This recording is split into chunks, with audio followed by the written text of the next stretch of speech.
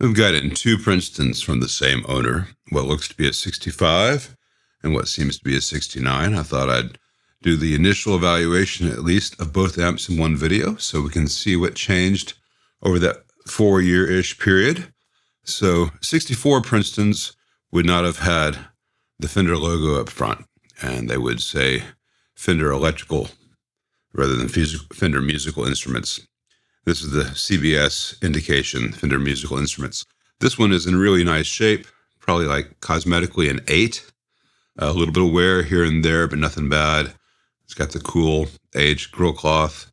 It's got a little nicks and cuts that show it's been used over the years, but nothing bad. The knobs are in good shape. Let's turn this around and see what we see. It's had a changed out power cable, and seems to be the original speaker, but it's not connected here. Let's get this out of the way, take a closer look. This is a quick connect with modern wiring and a really, really cheap plug. And that is a quick connect that is being expected to hold even though there's solder on the original connection. So this is going in the garbage, and I'll rebuild that properly. Speaker seems to be the original ceramic. Let's see, anything else that comes to mind from this view? It's dusty. The reverb strap, the reverb bag strap has come loose. It's missing a bit of hardware. I'll recreate all that properly. Fuse holder has in a 3-amp fuse. So the good news is the fuse hasn't blown. Bad news is if something goes wrong in this amp, this fuse won't protect it at all. It'll go up in smoke. So I'll be changing that for the proper 1-amp fuse. I'm going to go ahead and take this out. RCA connectors, a bit of a crack on this one, but it might be okay. Let's see how it feels. It's a little bit loose. When the leaves are just pushed out, I can tighten them, but once there's a crack in them like that, there's only so tight it can get, and this is not a particularly esoteric or crucial tone element. So I'll give the owner the option to replace these with some new ones that look just like them, and the originals will be returned with it. But I can't guarantee that how long that reverb is going to work once there's a crack in the RCA plug.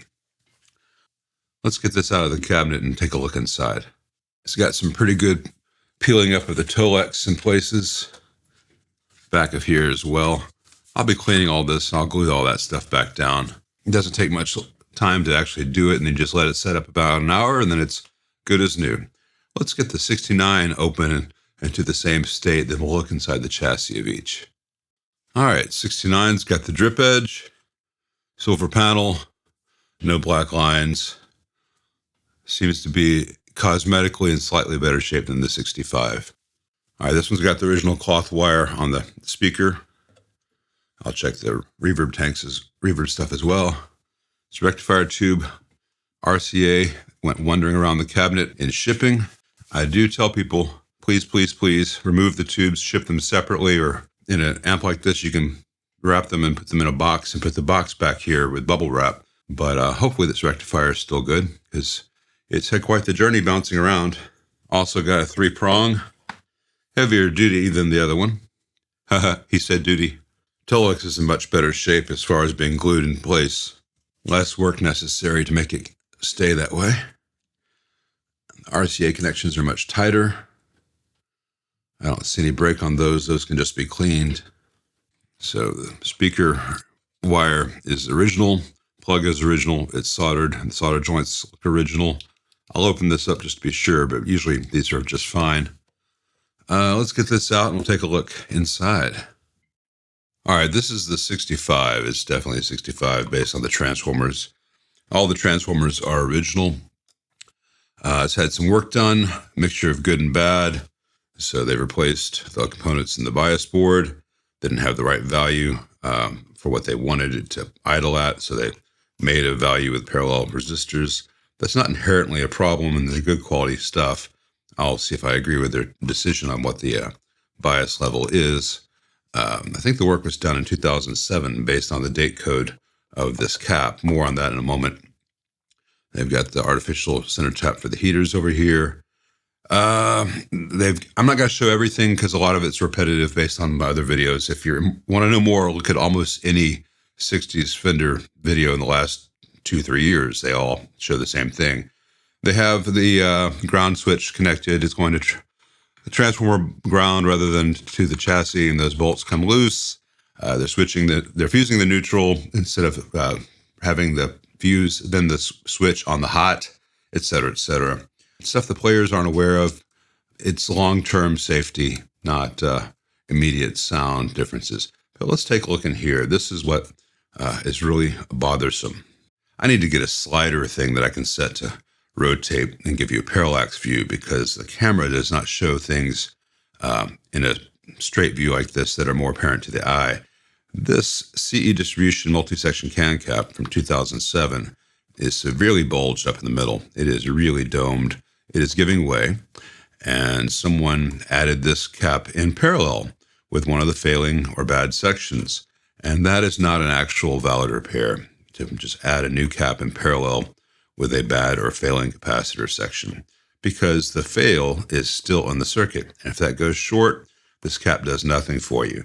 If that blows up and leaks electrolytic all over the place, this won't stop that. So once you have a bad cap, you have to change it, not augment it. The rest of it seems to be in pretty standard condition. Someone's robbed out all the old ceramics that were probably just fine. Thank you very much for silver micas. These silver micas are the generic ones that just say SM. I'm going to change all those out for the proper ceramics. Here, the 3.3 has been changed out. Again, it originally would have been ceramic. Usually it's mounted here, and then the reverb wire goes here, going to the reverb pot. In this case, there's probably a wire from here to here. I'll make sure that wire is still connected well, because a lot of times when you have a wire underneath the board of a Fender like that, it is the lead of an old component, and sometimes when you cut that, it no longer makes good mechanical contact. This is not big stuff. This is pretty typical stuff. I'll change out all the electrolytics and the bypass caps at the same time that I make the big changes to the output filtering, because I like to have all the filter caps of the same vintage. Here, someone spent about $7 for a blue Sozo cap, 22 nanofarad, here in the tremolo circuit, which just goes to ground, just de-thuds the circuit. It's fine. I guess it looks kind of like a blue cap, like blue Ajax. It's of no benefit to spend that. I could put on literally any kind of 500 volt or higher rated 22 nanofarad cap there, and the circuit would be exactly the same. So there's a time and place to spend your money. The original was film, but is long gone. I wonder why, because that's not the kind of cap that's likely to fail. Anywho, all the pots seem to be original. All the jacks seem to be original. Everything else seems to be in pretty good shape. The only thing that's really worrying to me is that bulge of this can cap. That's why it came in. Let's plug it in and see what the sound is, to see how the tubes are doing after that transport.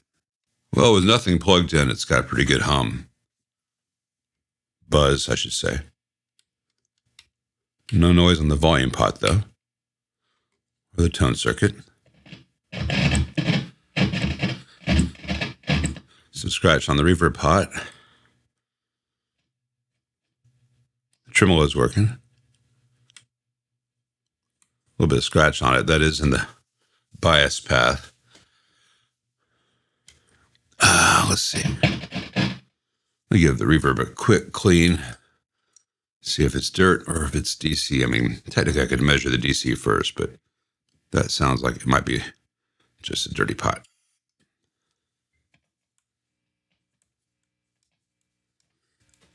And I've got this dispenser set to distribute very little, to dispense very little. So it pretty much goes only where I want it to. All right, that cleaned up nicely. So that buzz that I'm hearing, an overtone from failing filter caps. No shock there. Let's see, if I turn the volume up, is there a noise as I plug in?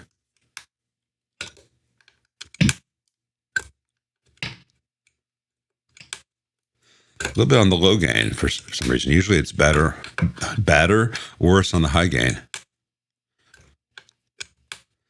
Well, it's gone now. Probably just a dirty contact that just going in and out a few times cleaned up. Let's see.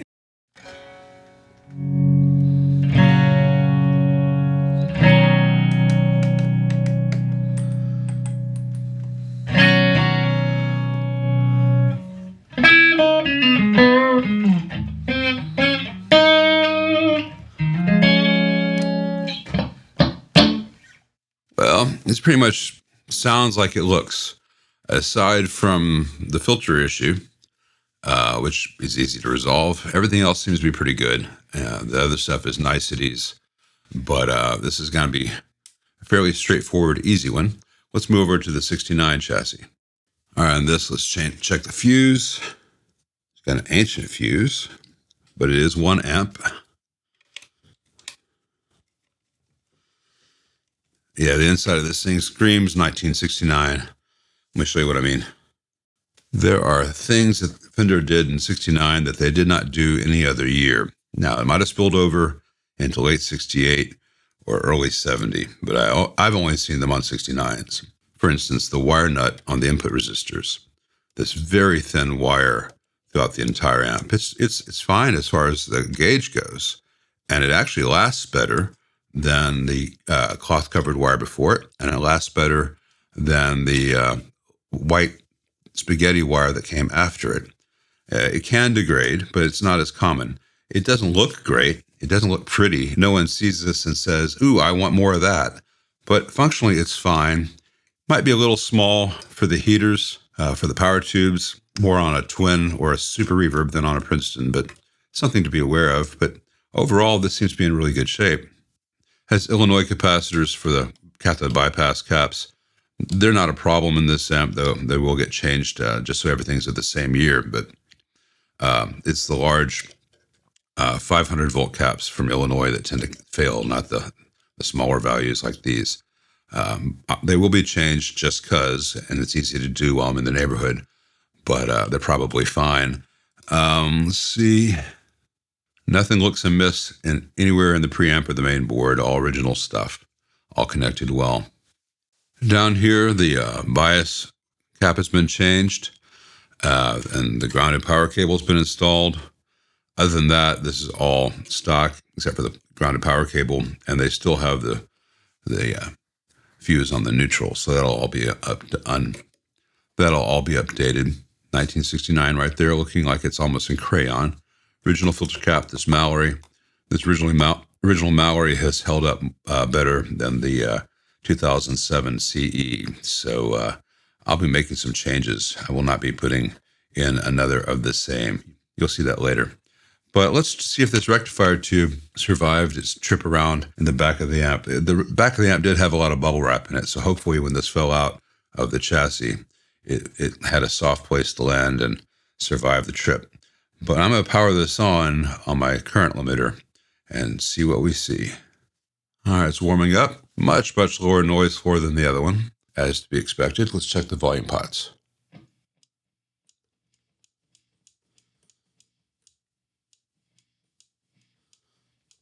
A little bit of dirt on that one. Treble's fine. Bass is fine. Reverb needs a little help. A bias pot needs some cleaning. Now, I want to talk about bias pots in Princeton that have bias tremolos. A dirty pot is not your friend because the output tubes get their bias through the center connector, the center wire going to the wiper. And this is your bias supply here. Lug 1 is your bias. Lug 2 goes to the grids of the output tubes. Lug 3 connects to your intensity part of the tremolo circuit. The important things are lugs 1 and 2. They must have a resistive path at all times. If that opens up, and this has no reference to negative voltage, the output tubes go south. So if this is not clean, you can have intermittent spots where there is no bias. So what I do, in addition to cleaning them, when this goes out, there's going to be about a 2.2 meg resistor from here to here. So if the section of this pot were to fail through that 2.2 meg resistor, there would still be a bias reference for the output tubes to the bias supply. It won't be a good bias. It won't sound great, but it will be safe and the tubes won't self-immolate. So let me clean that pot. and the reverb pot, and the volume pot. We'll give them all a good turn. And I like to leave them at noon while the stuff kind of settles and begins to evaporate a little bit.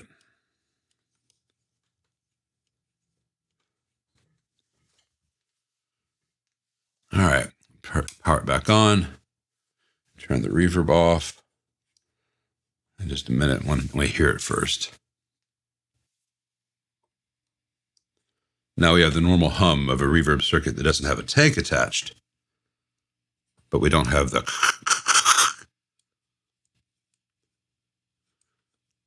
that's all healthy.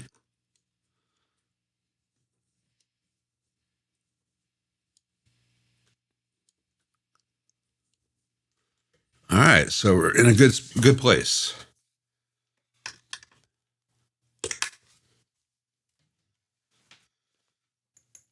No light show from the rectifier tube, so that looks like that RCA might have gotten very lucky.